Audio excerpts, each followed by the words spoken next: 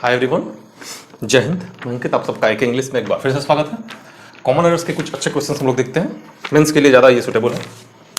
Senior exams जो भी हैं सीजीएल वगैरह, उनके मेंस के लिए क्वेश्चन ये अच्छे हैं। लिख के आपका टाइम नहीं बर्बाद करेंगे, ऊपर आएगा। ठीक है, कुछ लोग याद आया, हेलो बोलने से याद आया कि कुछ लोग आते हैं शुरू में, आपने देखा होगा कि वो गाइज, ठीक है गाइज एक अच्छा वर्ड है, लेकिन इतना ज़्यादा बोल देंगे तो हेलो गाइज, हे गाइज, कैसे हो गाइज, ये गाइज, वो गाइज। अब बस कर भाई, रहने दे, इतना गाइज गाइज करेगा, सारे भैंसों को गाय बना के छोड़ेगा क्या। क्वेश्चन नंबर 1 देखिए ऊपर दिख रहा होगा शायद, कहाँ दिखा रहे हो भाई। क्वेश्चन है कि हम यहाँ से पढ़ेंगे ना, क्योंकि हमको तो दिख नहीं रहा। Once appointed by the governor the council of ministers are. पहला ऑप्शन है कि once appointed by the governor, दूसरा है द काउंसिल ऑफ मिनिस्टर्स, तीसरा है are responsible to the house. तो आप वीडियो को पॉज करें और कोशिश करें कि इसमें ABC 3 ऑप्शन ही हम देते हैं, तीनों में से किस में गलती है। ठीक है, हम डी ऑप्शन नहीं देते हैं जानबूझ के, वो नो इंप्रूवमेंट वाला रहता है, नो इंप्रूवमेंट। तो आप वीडियो पॉज करके बताएं किस में गलती है। हम कोशिश देखिए, पहला है कि once appointed by the governor, एक बार गवर्नर के द्वारा अपॉइंट होने के बाद, ठीक है यहां तक सही है। The council of ministers, the council के पहले द लगा है, सही है। The council of ministers are responsible to the house, responsible के बाद टू आता है, सही है, वो प्रीपोजिशन सही यूज किया है। लेकिन एक चीज आप देखें कि यहां पे कि द काउंसिल ऑफ मिनिस्टर्स जो है, तो जो द काउंसिल है, द काउंसिल जो है, तो काउंसिल ही यहाँ पे मैंने जैसे आपको मैंने बताया कि प्रीपोजिशन के बाद वाला को हम लोग अपना सब्जेक्ट नहीं मान सकते हैं। तो यहाँ पे जो सब्जेक्ट है वो द काउंसिल ही है। मिनिस्टर्स में प्लूरल की वजह से यहाँ पे आर दिख रहा है, हो सकता है कुछ लोग छोड़ दे कि हाँ मिनिस्टर्स जो है प्लूरल है इसलिए आर सही है, लेकिन उसके लिए नहीं होगा। मैंने बताया कि जो आपका सब्जेक्ट होगा वो प्रीपोजिशन के पहले वाला होगा। Once appointed by the governor, इससे कोई मतलब नहीं है, तो अलग क्लॉज है। द काउंसिल ऑफ मिनिस्टर्स में द काउंसिल ही हमारा क्या है, सब्जेक्ट है। तो इसकी वजह से क्या होगा, यहाँ पे इज होगा, क्या होगा, इज होगा। ठीक है, the council of ministers is responsible to the house. ठीक है, क्वेश्चन नंबर 2 देखिए आप, वीडियो पॉज करें, कोशिश करें एरर फाइंड करने का इसमें। ठीक है, क्वेश्चन सारे अच्छे हैं, मेंस लेवल के क्वेश्चन हैं, आपको पढ़ के अच्छा लगेगा। क्वेश्चन है कि शायद दिख रहा होगा आपको, हो सकता है कि फ्रेम में हम ना आ रहे हो, कि after careful scrutiny of the report, option A, variety mistakes that had been made by, option B, health department वो फाउंड। ठीक है, यहां पे देखिए आप, आफ्टर केयरफुल स्क्रूटनी सही है, आफ्टर केयरफुल स्क्रूटनी सही है, ऑफ द रिपोर्ट भी सही है, ऐसे ऐसे करके तोड़ कर देखते हैं कभी भी। ठीक है, ऐसे ही एरर फाइंड कर किया जाता है। After careful scrutiny of the report, इसमें सब सही है, ऑफ के बाद द आया है, रिपोर्ट के पहले द आया है, सही है। वैरायटी मिस्टेक्स, एक्चुअली आंसर जो है हमारा वैरायटी, जो वैरायटी है वही गलती है हमारा। तो वैरायटी क्यों गलती है बता रहे हैं, क्योंकि जो वैरायटी है वो नाउन है, तो मिस्टेक्स क्या है हमारा, मिस्टेक्स भी नाउन है। तो दो नाउन को एक साथ रख के आप कंपाउंड नाउन यहाँ पे क्यों बनाएंगे, कंपाउंड नाउन का कुछ सेंस यहाँ पे आ नहीं रहा है। वैसे दो नाउन साथ में रखते हैं, कंपाउंड नाउन के अलग केस रहता है, लेकिन यहाँ पे वो केस नहीं है, वैरायटी मिस्टेक्स गलती है। ठीक है, यहाँ पे नाउन के पहले हम लोग जैसा कि पढ़ते आ रहे हैं बहुत पहले से कि एडजेक्टिव आता है, तो इसमें वेरियस आएगा, various mistakes that had been made by, that had been आया है, सही आया है। मेड के बाद बाय आया है, वो भी सही है। हेल्थ डिपार्टमेंट वर फाउंड, वर आया है, वो भी सही है, सब सही है। ऐसे ऐसे तोड़ के देखते हैं। ठीक है, चलिए समझ में आ गया आपको। ऑप्शन ये क्वेश्चन नंबर 3 देखिए, हम आपको बार बार रिपीट कर रहे हैं कि आप क्वेश्चन वीडियो पॉज कर दें और क्वेश्चन देखें, क्योंकि हो सकता है हम जल्दी बता दें आंसर, इसलिए आप वीडियो को पॉज कर दें और क्वेश्चन बनाने की कोशिश करें, आंसर बनाने की कोशिश करें। Since the offline education system has been, option A, poorly designed, there are not many, option B, institute that offer this facility. Question जो है स्टॉप करके और आराम से डीप में उसको बनाने की कोशिश करिए आप। देखिए सिंस का मतलब यहाँ पे है क्योंकि, से भी आप समझ सकते हो, कोई दिक्कत नहीं।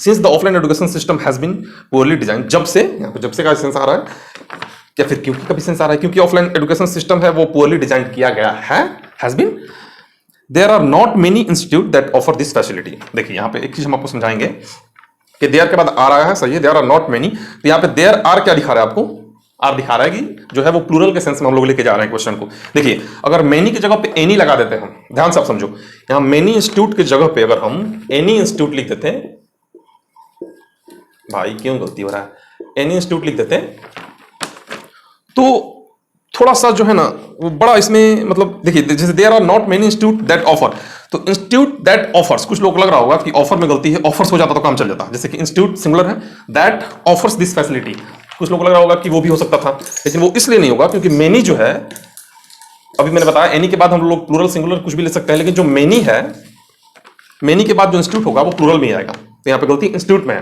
वो इंस्टीट्यूट नहीं इंस्टीट्यूट्स होगा, ठीक है। क्योंकि आप हमेशा याद कर लें कि मेनी के बाद कभी भी प्लूरल ही आता है, सिंगुलर नहीं आता है, ठीक है। तो there are not many institutes that offer this facility. तो यहाँ पे ऑफर जो है वो प्लूरल के लिए सही बैठ जा रहा है, तो इंस्टीट्यूट में गलती है, दैट ऑफर दिस फैसिलिटी सही है। यहाँ पे एनी रहता तो केस दूसरा हो जाता, उस केस को हम रहने देते हैं। अब देखिए क्वेश्चन नंबर अगला, देखिए 4 नंबर क्वेश्चन देखिए। हम फ्रेम से कभी कभी बाहर हो जा रहे हैं क्योंकि क्वेश्चन आपको अच्छा प्रॉपर दिखना चाहिए ना। अब क्वेश्चन देखो, ठीक है। There will be several new visa, there will be several new visa application centers open in metro cities, option B, across the country to ease the pressure on embassies, ठीक है।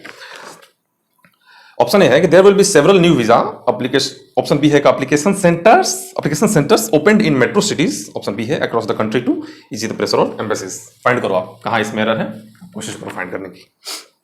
देखिए देयर विल भी सही है, will लगा there की वजह से सही है, सेवरल न्यू वीजा सही है, सेवरल भी यहाँ यूज सही हुआ है। एप्लीकेशन सेंटर्स है, प्लूरल है, सेंटर सही है, इस बात को ध्यान रखना, हमेशा प्लूरल वगैरह को ध्यान रखा जाता है एरर्स में। यहाँ पे सेंटर्स प्लूरल है, opened in metro cities, cities भी प्लूरल है, across the country.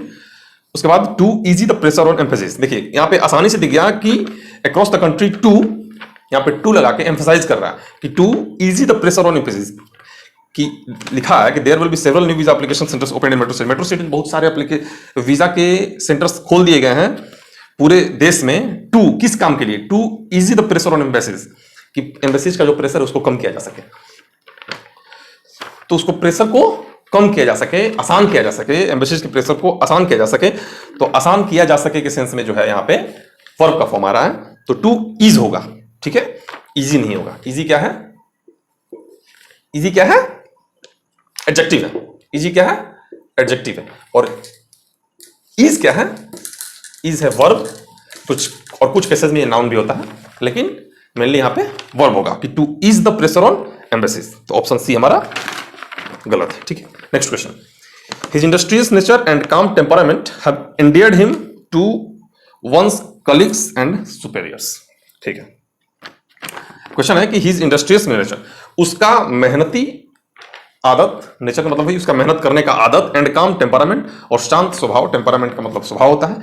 Have endeared him, have लगा है यहाँ पे जो कि सही लगा है क्योंकि दो चीज है, उसका इंडस्ट्रियल नेचर, एंड लगा के काम टेम्परामेंट, मतलब दो चीजों को दिखा रहा है किसी इंसान का, तो हैव यहाँ पे सही है। एंडियर्ड हिम, तो एंडियर्ड का मतलब क्या होता है कि एंडियर्ड होता है कि किसी को अपने काम से या फिर कोई कुछ करके उसको अपने तरफ अट्रैक्ट करना, कि वो मतलब वो आपको पसंद करने लगे, ऐसा सेंस आता है। जैसे कि he endeared himself to everybody, जैसे कि मतलब ये हम खुद से बता रहे हैं कि he endeared himself, he endeared himself to everybody, ठीक है, आप समझ लो कि एवरीबॉडी है, he endeared himself to everybody.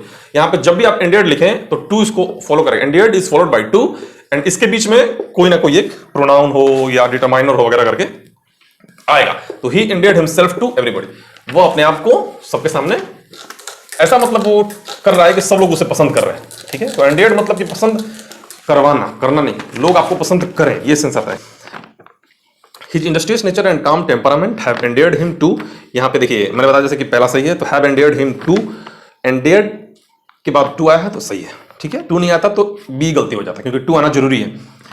यहाँ पे वंस कलीग्स एंड सुपेरियर्स है, जो कलीग्स एंड सुपेरियर्स सही है, जो वंस है वो गलती है, क्योंकि सब्जेक्ट वर्ब एग्रीमेंट जब हम क्लास लेंगे आप देख लेना, उसमें यही होता है कि सब्जेक्ट का वर्ब के साथ एग्रीमेंट होना चाहिए। तो यहाँ पे वंस हम कैसे लगा दें जबकि सब्जेक्ट में वन है ही नहीं, वहां भी वंस रहता तो यहाँ भी वंस आता, वहां पे हिज है तो यहाँ भी हिज ही आएगा, ठीक है।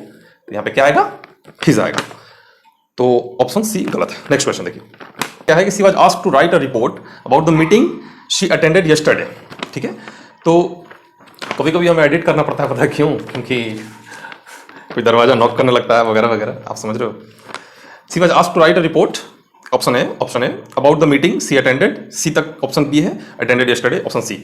किसमें गलती लग रहा है आपको बताइए, पॉज कीजिए बताइए, हम बताते हैं। देखिए she was asked to write, उसे कहा गया कि आप एक लेटर लिखें, रिपोर्ट लिखें, राइट अ रिपोर्ट सही है, अबाउट द मीटिंग के बारे में लिखे सही है, सी अटेंडेड, उसने अटेंड किया था जो यस्टरडे, जिसने कल अटेंड किया था उसके बारे में वो एक रिपोर्ट लिखे। यहाँ पे देखिए जैसा कि मैंने बताया है आपको, कनेक्टर्स में मैंने बताया है, कनेक्टर्स जो मेरा है उसमें बताया मैंने कि कभी भी दो क्लॉज आए तो उसको ऐड करने के लिए कंजक्शन का आना बहुत जरूरी है। तो इसमें ऐसे ही दिख रहा है कि सी वाज आस्क्ड क्लॉज 1, क्योंकि इसमें एक वर्ब दिख रहा है, to write a report about the meeting, यहां तक तो सही है, एक वर्ब दिख गया।